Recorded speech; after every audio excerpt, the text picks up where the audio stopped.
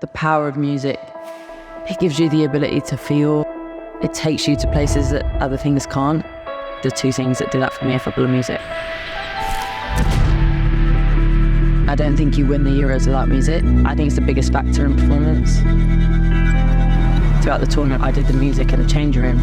When I look back at the game, I can tell you exactly what was playing in those moments. The World Cup was obviously on the horizon, so to me, I was like, let's go and do it again. The sky was the limit. Sport is all about keeping your head above the water. There's so much that's not within your control. I did my ACL on the 19th of April. I just went in for a normal tackle and the universe said no.